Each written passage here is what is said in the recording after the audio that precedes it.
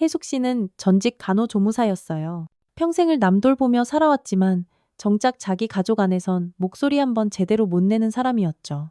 남편이 먼저 세상을 떠나고 혼자 지내던 그녀에게 아들 이준서가 같이 살자고 했을 때 혜숙 씨는 마음 한구석이 따뜻해지는 걸 느꼈습니다. 37살 아들은 고등학교 역사 선생님이었고 말수는 적어도 책임감은 강한 성격이었어요. 며느리 최유라는 34살, 온라인으로 필라테스를 가르치는 강사였습니다. 처음 만났을 때부터 그녀는 참 착하고 헌신적인 모습이었죠. 시어머니인 혜숙 씨에게도 늘 허리 숙여 인사하고 집안일도 군말 없이 척척 해냈습니다. 혜숙 씨는 속으로 생각했어요. 아이고, 내 아들이 참 복덩이를 만났구나. 그렇게 함께 산 지 2년이 지났습니다. 혜숙 씨는 어느새 이 집의 공기 같은 존재가 되었어요. 아침에 일어나 밥 차리고 빨래 개고 거실 소파에 앉아 멍하니 텔레비전을 보는 게 하루 일과였죠. 며느리 유라는 늘 싱글벙글 웃으며 인사했고 아들 준서는 요즘 부쩍 피곤하다며 방에 눕는 날이 많아졌습니다. 최근 들어서는 수면 장애에 피로까지 겹쳐 병가까지 내고 집에 머물고 있었어요. 어느 날 아침 같은 동 2층에 사는 민정 엄마가 혜숙 씨에게 조심스럽게 말을 건넸어요. 혜숙 씨, 혹시 밤에 뭔가 이상한 소리 못 들었어요? 새벽마다 혜숙 씨네 집에서 이상한 소리가 나더라고. 혜숙 씨는 당황하며 웃어 넘겼습니다. 무슨 소리요? 우리 집은 조용한데. 글쎄요. 뭔가 끼익끼익 하는 소리도 나고. 아, 젊은 부부가 있으니까? 뭐 그런 건가 했는데. 민정 엄마의 말에 혜숙 씨는 얼굴이 화끈 달아올랐어요. 하지만 마음 한구석에는 작은 의심이 싹 텄습니다. 정말 그런 소리가 날까? 나는 왜 한 번도 못 들었을까? 그날 밤부터 혜숙 씨는 잠을 이룰 수가 없었습니다. 귀를 쫑긋 세우고 누워있는데 정말로 새벽 3시쯤 되자 어디선가 미묘한 소리가 들려왔어요. 처음에는 바람소리인가 했는데 점점 더 뚜렷해졌습니다. 마치 누군가 무언가를 억지로 누르거나 짓누르는 듯한 소리였죠. 혜숙 씨는 가슴이 쿵쾅거렸습니다. 설마 아들 부부에게 무슨 일이라도 생긴 건 아닐까? 하지만 동시에 아들 부부의 사생활을 엿듣는 것 같아 죄책감이 들었어요. 그녀는 베개로 귀를 꾹 막고 잠을 청했지만 그 소리는 계속해서 귓가를 파고들었습니다. 다음 날 아침 혜숙 씨는 유라의 얼굴을 유심히 살폈어요. 평소와 다름없이 밝고 상냥한 표정이었습니다. 준서 역시 별다른 변화는 없어 보였죠. 아이고, 내가 너무 예민한 건가? 혜숙 씨는 스스로를 의심하기 시작했습니다. 하지만 그날 밤에도 그 다음날 밤에도 어김없이 같은 시간에 같은 소리가 들려왔어요. 이제 혜숙 씨는 확신했습니다. 이 집에서 분명히 무언가 일어나고 있다고. 휴대폰이 지잉 하고 울렸습니다. 새벽 3시 10분이었어요. 혜숙 씨는 잠에서 깨어 핸드폰 화면을 확인했습니다. CCTV 앱에서 움직임 감지 알림이 온 것이었죠. 그녀는 처음엔 그냥 무시하려 했습니다. 다 큰 아들 부부가 새벽에 뭘 하는지 훔쳐보는 건 정말 예의가 아니라고 생각했거든요. 하지만 호기심은 눈덩이처럼 불어났어요. 며칠째 계속 귓가를 맴도는 그 기분 나쁜 소리의 정체가 너무나 궁금했습니다. 혜숙 씨는 CCTV 알림이 올 때마다 갈등했어요. 봐야 하나, 말아야 하나. 결국 그녀는 자신의 호기심을 이기지 못했습니다. 거실 천장에 달린 CCTV는 두 방의 출입문을 동시에 비추는 위치에 있었어요. 혜숙 씨가 처음 CCTV 영상을 재생했을 때 화면은 어둡고 희미했습니다. 적외선 모드로 녹화된 영상이라 겨우 윤곽만 알아볼 수 있었죠. 하지만 곧 혜숙 씨는 이상한 점을 발견했습니다. 부부의 방문 틈으로 누군가의 실루엣이 움직이고 있었어요. 하나의 실루엣은 침대에 반드시 누워있는 것 같았고 다른 하나는 그 위에서 무언가를 하고 있는 것처럼 보였습니다. 혜숙 씨는 얼굴이 붉어졌어요. 아이고, 내가 늙어서 주책이지. 이런 걸 보고 있으면 못 써. 그녀는 서둘러 화면을 끄려고 했습니다. 하지만 뭔가 이상했어요. 아래쪽 실루엣, 즉 침대에 누워있는 사람이 전혀 움직이지 않는 것 같았습니다. 보통 부부가 그런 행위를 할 때는 양쪽 모두 움직임이 있는 게 자연스럽잖아요? 하지만 영상 속에서는 오직 한 사람만 격렬하게 움직이고 있었어요. 마치 한 사람이 다른 사람을 힘으로 짓누르거나 억압하는 것처럼 보였습니다. 혜숙 씨는 불안해졌습니다. 혹시 준서한테 무슨 일이 생긴 건 아닐까? 하지만 동시에 자신이 너무 과민하게 반응하는 건 아닌지 의심도 됐어요. 며느리 유라는 평소에도 워낙 조용하고 차분한 성격이었으니까 그런 상황에서도 조용할 수 있다고 생각했죠. 다음날 아침, 혜숙 씨는 준서의 얼굴을 자세히 살폈어요. 평소보다 더 피곤해 보였고 안색도 말이 아니었습니다. 하지만 준서는 원래 최근 들어 몸 상태가 좋지 않았으니 딱히 이상할 것도 없었죠. 준서야, 몸은 좀 어떠니? 혜숙 씨가 조심스럽게 물었습니다. 괜찮아요, 엄마. 그냥 좀 피곤해서요. 준서는 힘없이 대답했어요. 유라는 옆에서 웃으며 말했습니다. 어머니, 요즘 한절기라 그런가 봐요. 푹 쉬시라고 했는데 잠을 잘 못 주무셔서. 혜숙 씨는 유라의 말을 들으며 또 다른 의문이 생겼어요. 준서가 잠을 못 잔다고? 그럼 새벽에 들리는 그 소리는 도대체 뭐지? 잠을 설치는 사람이 그런 행위를 할 수 있을까? 그날 밤에도 CCTV 알림이 울렸습니다. 이번에는 혜숙 씨가 좀 더 주의 깊게 영상을 관찰했어요. 그리고 더욱 충격적인 것을 발견했습니다. 위쪽 실루엣의 손이 아래쪽 실루엣의 얼굴 근처에 가 있었고 아래쪽 사람은 정말로 미동도 하지 않았어요. 혜숙 씨의 가슴이 미친 듯이 쿵쿵 뛰기 시작했습니다. 이건 정상적인 부부관계가 아니야. 뭔가 단단히 잘못되고 있었어요. 하지만 정확히 무엇이 잘못된 건지는 알 수 없었죠. 그녀는 영상을 다시 재생해 보려 했지만 이상하게도 파일이 사라지고 없었습니다. CCTV 저장 용량 때문에 자동으로 지워진 건지 아니면 다른 이유가 있는 건지 알 수가 없었어요. 혜숙 씨는 뜬 눈으로 밤을 새웠습니다. 머릿속에서는 온갖 끔찍한 가능성들이 맴돌았어요. 혹시 준서가 아픈 걸까? 아니면 설마 유라가 준서를 해치고 있는 걸까? 하지만 이런 생각들이 너무 극단적이라는 걸 스스로도 잘 알고 있었습니다. 혜숙 씨는 며느리 최유라의 행동을 조심조심 관찰하기 시작했습니다. 그 관찰이 며칠째 이어지면서 그녀는 유라의 일상에 묘한 패턴이 있다는 걸 발견했어요. 유라가 부엌에서 칼을 잡는 손놀림은 너무나 정확하고 기계적이었습니다. 마치 수술을 집도하는 의사처럼 정밀했죠. 채소를 써는 크기도 항상 일정했고 칼을 내려놓는 위치도 늘 똑같았어요. 빨래를 개는 순서도 마찬가지였습니다. 반드시 속옷부터 시작해서 양말로 끝나는 단 한 번도 변하지 않는 순서를 지켰죠. 혜숙 씨는 처음에는 유라가 그저 깔끔하고 체계적인 성격이라고만 생각했습니다. 하지만 며칠을 지켜보니 그 정도가 지나쳤어요. 마치 프로그래밍된 로봇처럼 똑같은 동작을 반복하고 있었습니다. 그리고 유라는 준서를 대할 때 유독 다른 모습을 보였어요. 준서가 조금이라도 다른 곳을 보거나 다른 행동을 하려고 하면 유라는 즉시 그의 시선을 자신에게로 돌렸습니다. 마치 준서를 감시하고 있는 것 같았죠. 어느 날 저녁 혜숙 씨는 거실에서 텔레비전을 보고 있었어요. 준서와 유라도 함께 있었는데 준서가 화장실에 가려고 일어섰습니다. 그 순간 유라도 벌떡 일어나더니 나도 같이 갈게 라고 말했어요. 준서는 당황스러워하며 잠깐만 나 혼자 갈 수 있어 라고 했지만 유라는 웃으면서도 단호하게 그를 따라갔습니다. 혜숙 씨는 그 모습을 보며 등골이 오싹해지는 걸 느꼈어요. 아무리 부부 사이라도 개인적인 공간이 필요한 법인데 유라는 준서에게서 한시도 떨어지려 하지 않았습니다. 그날 밤에도 어김없이 CCTV 알림이 왔어요. 이번에는 혜숙 씨가 망설임 없이 즉시 영상을 확인했습니다. 그리고 더욱 충격적인 장면을 목격했죠. 화면 속에서 유라는 준서의 얼굴에 손을 대고 있었어요. 준서의 입부분에 무언가를 가져다 대고 있는 것 같았습니다. 준서는 전혀 움직이지 않았고 유라만이 계속해서 무언가를 하고 있었어요. 그 모습은 결코 정상적인 부부관계가 아니었습니다. 혜숙 씨는 심장이 터질 것 같았어요. 이건 분명히 잘못된 일이야. 그녀는 당장 119에 신고하려 했습니다. 하지만 바로 그 순간 유라가 CCTV를 정확히 올려다보는 것 같았습니다. 마치 자신이 감시당하고 있다는 걸 안다는 듯한 섬뜩한 모습이었죠. 다음 날 아침 혜숙 씨는 CCTV 앱을 확인했어요. 그런데 어젯밤 영상이 모두 사라져 있었습니다.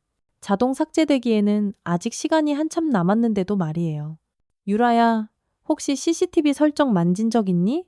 혜숙 씨가 조심스럽게 물었습니다. 유라는 평온한 표정으로 대답했어요. 아니요, 어머니. 왜 그러세요? 아니야. 그냥 영상이 자꾸 사라지는 것 같아서. 아마 저장 용량이 부족해서 그런가 봐요. 제가 이따 한번 확인해 볼게요. 유라의 대답은 너무나 자연스러웠지만 혜숙 씨는 뭔가 석연치 않았어요. 유라가 지금 거짓말을 하고 있다는 확신이 들었습니다. 그날 오후 혜숙 씨는 준서와 단둘이 이야기할 기회를 만들려고 애썼어요. 하지만 유라는 귀신같이 알고 항상 근처에 있었고 준서 역시 완전히 무기력한 상태였습니다. 마치 영혼이 쏙 빠져나간 사람처럼 멍하니 있었죠. 혜숙 씨는 준서의 팔을 자세히 들여다봤어요. 그리고 아주 작은 바늘, 자국 같은 것들을 여러 개 발견했습니다. 마치 주사를 맞은 듯한 자국들이었어요. 준서야, 팔에 이게 다 뭐니? 혜숙 씨가 놀라 물었습니다. 준서는 자기 팔을 보더니 멍한 표정으로 대답했어요. 모르겠어요. 언제 생긴 건지. 바로 그 순간 유라가 다가왔습니다. 아, 그거요? 요즘 준서 씨가 잠을 통 못 자서 수면 유도 주사를 맞고 있어요. 병원에서 처방받은 거예요, 어머니. 혜숙 씨는 의심스러웠지만 더 이상 캐물을 수가 없었어요. 하지만 마음속으로는 확신하고 있었습니다. 유라가 준서에게 무언가 끔찍한 짓을 하고 있다고. 그날 밤 혜숙 씨는 잠들지 않고 기다렸습니다. 새벽 3시가 되자 예상대로 CCTV 알림이 울렸어요. 이번에는 실시간으로 지켜봤습니다.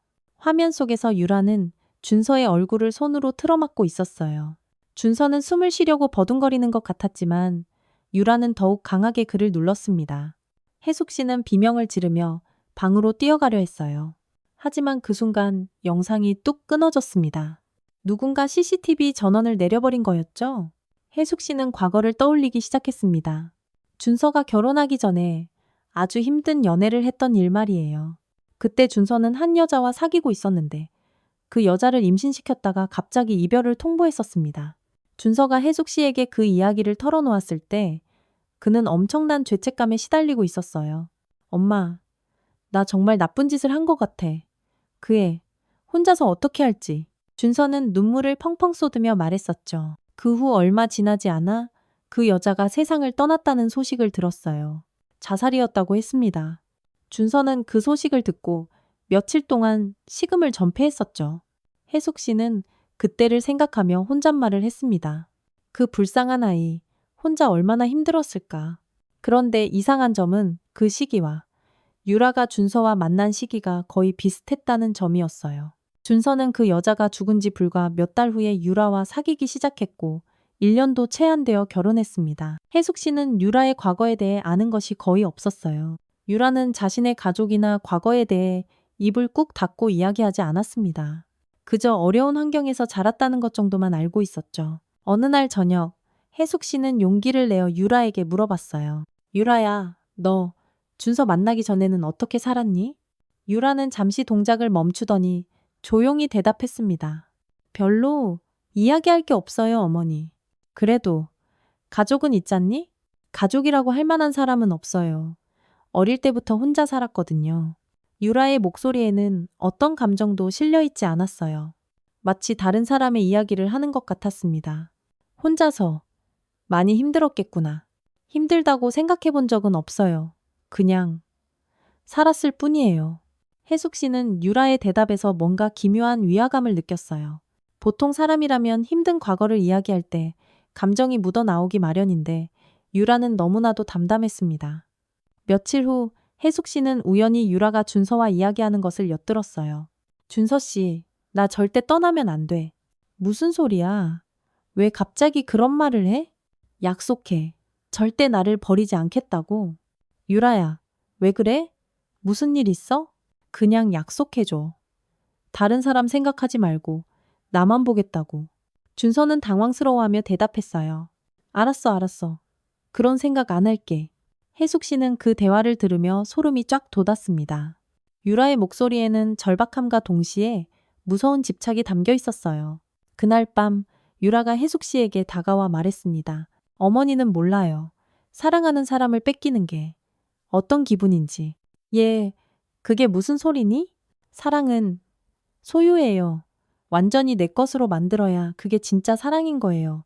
혜숙 씨는 유라의 말에 섬뜩함을 느꼈어요. 그 말 속에는 정상적인 사랑이 아닌 비뚤어진 집착이 들어 있었습니다.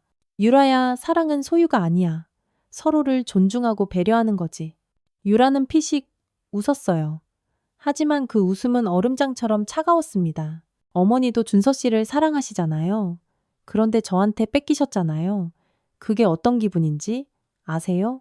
혜숙 씨는 할 말을 잃었어요. 유라가 자기 자신을 라이벌로 여기고 있다는 걸 깨달았습니다. 나는 준서의 엄마야.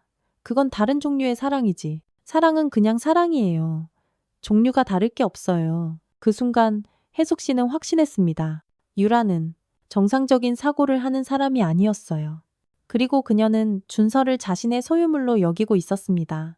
혜숙 씨는 준서가 임신시켰던 그 여자와 유라가 혹시 같은 사람은 아닐까 하는 의심이 들었어요. 시기적으로도 딱 맞아떨어졌고 유라의 비밀스러운 과거에 대한 태도도 너무나 의심스러웠습니다. 만약 그렇다면 유라는 자신을 버린 준서에게 복수하고 있는 건 아닐까? 아니면 다시는 자신을 떠나지 못하게 영원히 곁에 두려는 건 아닐까? 혜숙 씨는 확신했습니다. 유라는 준서를 죽이고 있었어요. 천천히, 매일, 사랑이라는 이름으로.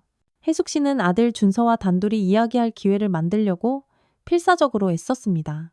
하지만 유라는 항상 귀신같이 근처에 있었고 준서를 절대 혼자 두는 법이 없었어요. 마치 그림자처럼 준서를 감시하고 있었습니다. 어느 날 오후 유라가 잠시 장을 보러 나간 틈을 타 혜숙 씨는 준서에게 다가갔어요. 준서야, 엄마랑 얘기 좀 하자. 준서는 소파에 비스듬히 누워 있었습니다. 예전의 활기찬 모습은 온데간데 없었고 마치 영혼이 빠져나간 사람처럼 멍하니 있었어요. 준서야, 너 요즘 어떻게 지내는 거니? 엄마가 보기에는 너무 안 좋아 보여. 준서는 천천히 고개를 돌려 혜숙 씨를 봤어요. 그의 눈은 흐리멍덩했고 초점조차 맞지 않는 것 같았습니다. 괜찮아요, 엄마. 그냥 좀 피곤해서요. 병원에는 가봤니? 이렇게 계속 피곤하면 몸에 큰 문제가 있을 수도 있어. 유라가 병원에 데려다 줘요. 수면 주사도 맞고 있고요. 혜숙 씨는 준서의 대답에서 깊은 절망감을 느꼈어요. 아들은 마치 유라 없이는 아무것도 못하는 사람 같았습니다. 준서야, 혹시 유라가 너한테 이상한 짓 하는 거 아니니? 준서는 갑자기 경계하는 눈빛을 보였어요. 어머니 무슨 말씀이세요? 유라는 저를 사랑해요. 사랑하는 게 이상하다는 게 아니야. 하지만 너를 아프게 하면 그건 안 되지. 유라는 저를 아프게 하지 않아요. 오히려 저를 보호해주고 있어요. 아들의 말을 들으며 혜숙 씨는 피가 거꾸로 솟는 기분이었습니다. 아들은 자신이 무슨 일을 당하고 있는 건지 전혀 인식조차 못하고 있었어요. 그날 저녁 혜숙 씨는 준서를 억지로라도 데리고 병원에 가려고 했어요. 준서야, 엄마랑 병원 가자. 제대로 검사 한번 받아보는 게 좋겠어. 하지만 유라가 즉시 막아섰습니다. 어머니, 괜찮아요. 제가 이미 좋은 병원 알아봤고 준서 씨는 거기서 잘 치료받고 있어요. 그래도 다른 병원에서도 한번 진찰을. 어머니, 정말 괜찮다니까요. 준서 씨도 지금 병원에 가고 싶어 하지 않잖아요. 그렇죠, 여보? 실제로 준서는 고개를 저으며 피곤해 라고 중얼거렸어요. 혜숙 씨는 가슴이 터질 듯 답답했지만 더 이상 강요할 수는 없었습니다. 하지만 마음속으로 굳게 결심했어요. 오늘 밤 무슨 일이 벌어지면 그땐 망설이지 않고 즉시 119에 신고하겠다고. 새벽 3시 예상대로 CCTV 알림이 울렸습니다. 이번에 들려오는 소리는 전과는 달랐어요. 더 급박하고 더 절망적인 소리였습니다. 혜숙 씨는 즉시 영상을 확인했습니다. 그리고 이번에는 정말로 경악스러운 장면을 봤어요. 준서가 침대에서 심하게 몸부림치고 있었고 유라는 그런 그를 힘으로 억누르고 있었습니다. 혜숙 씨는 더 이상 참을 수 없었어요. 그녀는 비명을 지르며 방으로 뛰어갔습니다. 지금 뭐 하는 짓이야?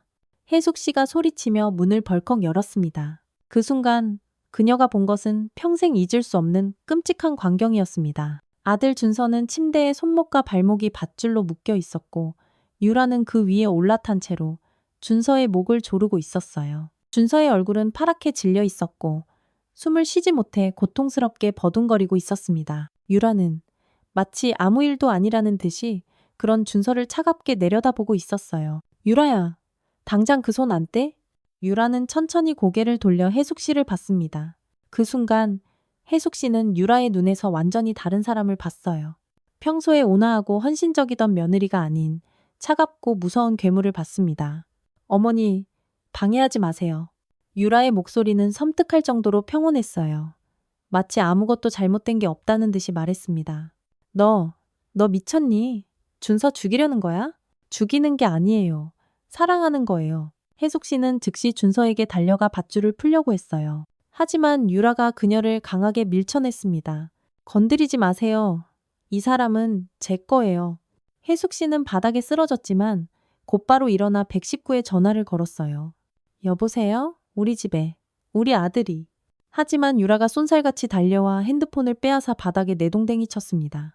핸드폰은 산산조각이 났어요. 준서는 점점 숨을 쉬지 못하고 있었습니다.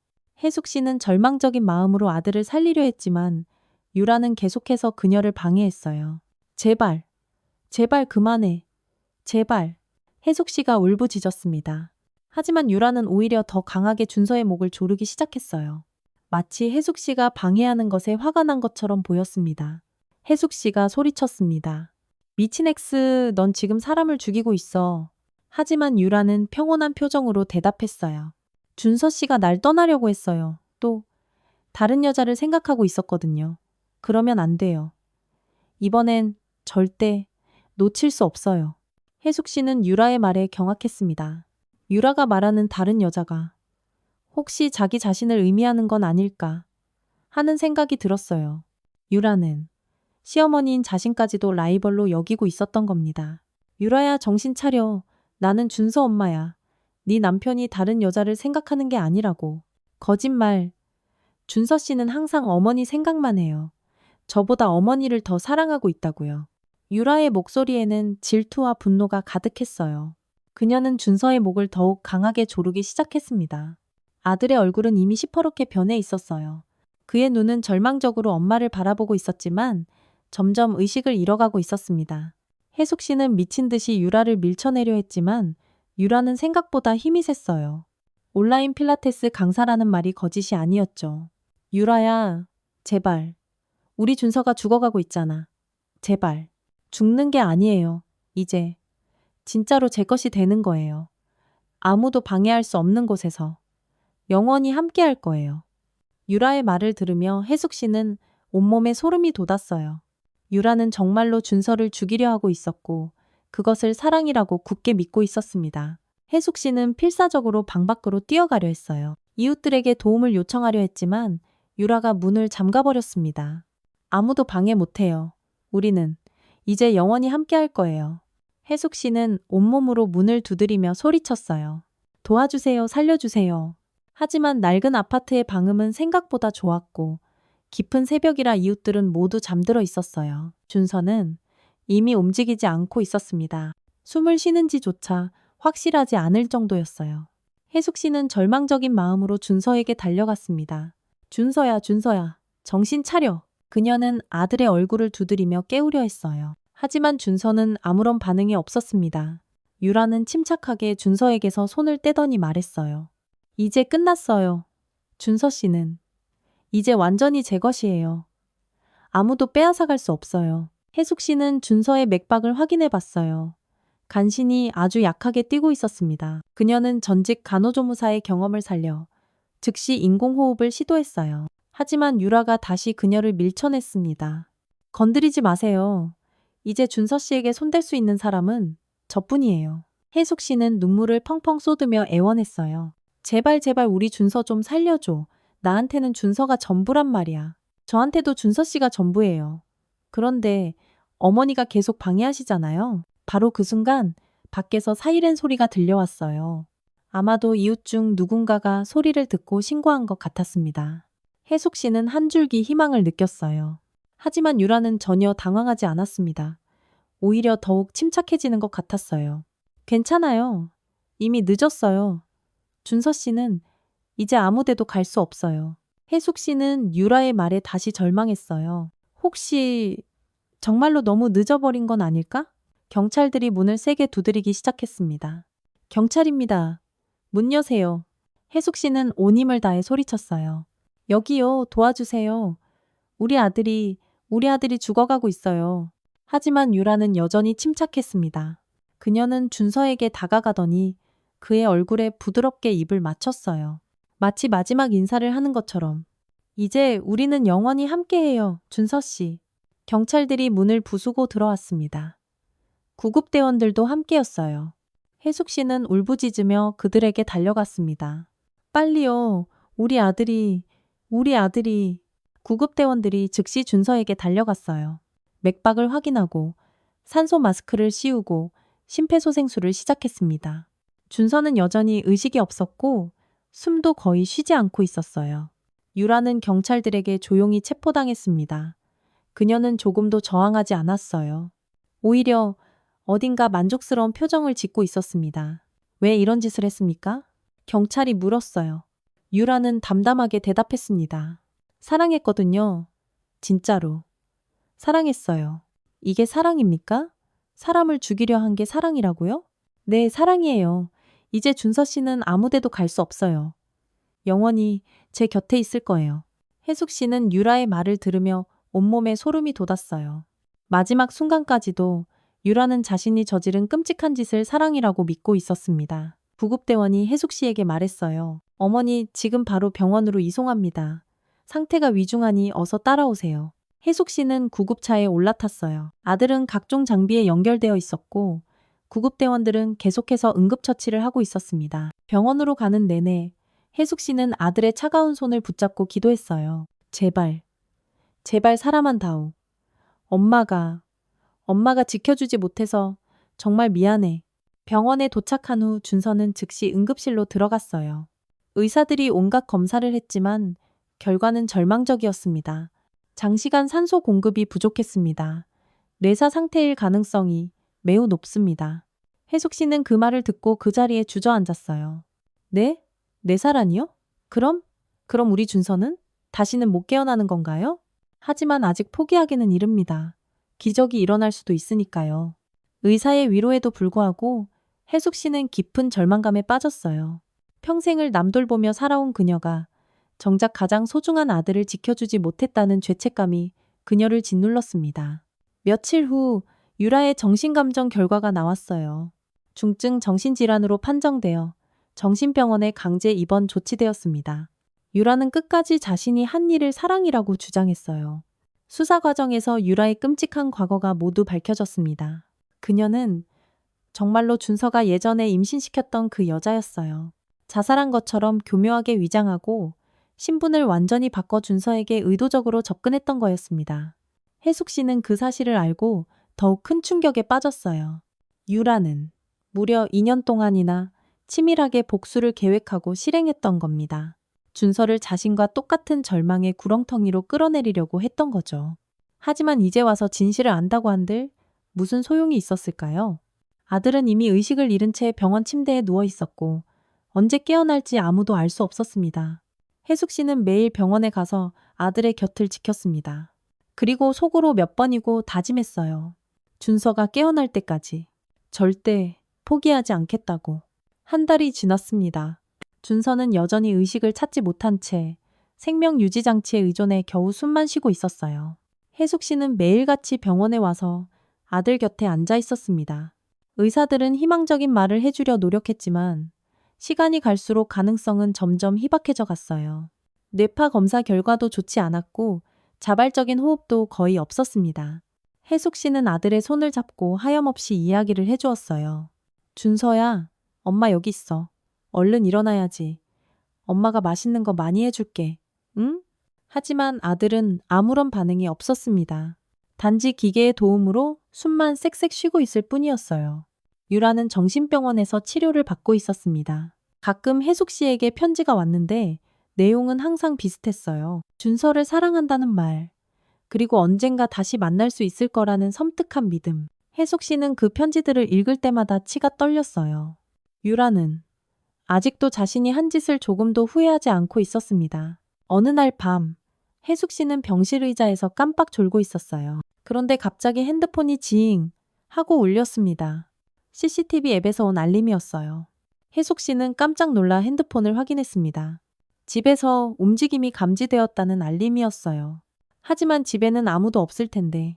그녀는 실시간 영상을 확인해 봤어요. 화면은 어둡고 고요했습니다. 아무것도 보이지 않았죠. 혜숙 씨는 이상하다고 생각하며 영상을 끄려 했어요. 그런데 바로 그 순간 화면 한 구석에서 무언가 슥 하고 움직이는 것 같았습니다. 자세히 보니 부부의 방문 앞에 누군가 서 있는 것 같았어요.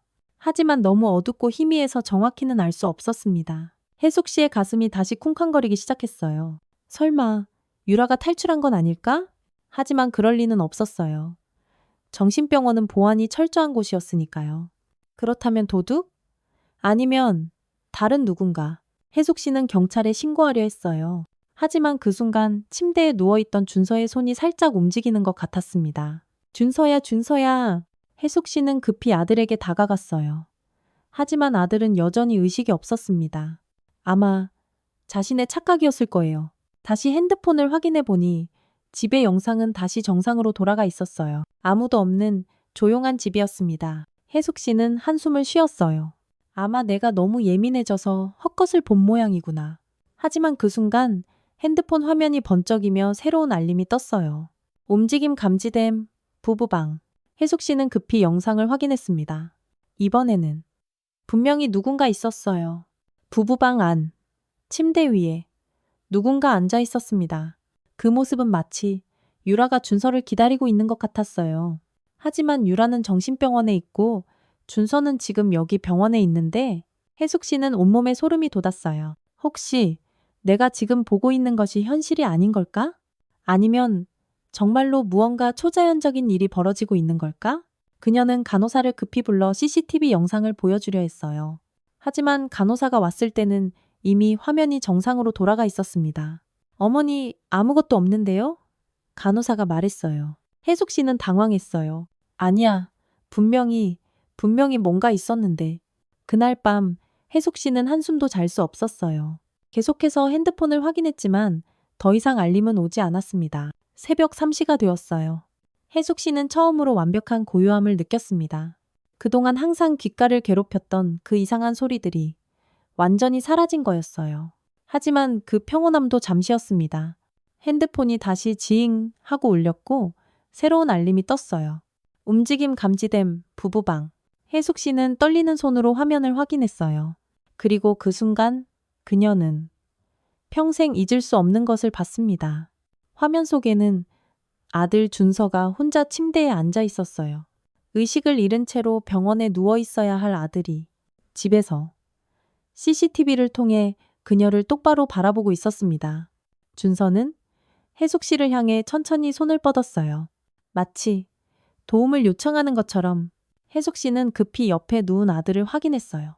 아들은 여전히 병원 침대에 누워 있었고 생명유지 장치에 연결된 상태였습니다. 그렇다면 화면 속의 저 아들은 대체 누구일까요? 혜숙 씨는 알 수 없었어요. 하지만 한 가지는 확실했습니다. 이 모든 악몽은 아직 끝나지 않았다는 것을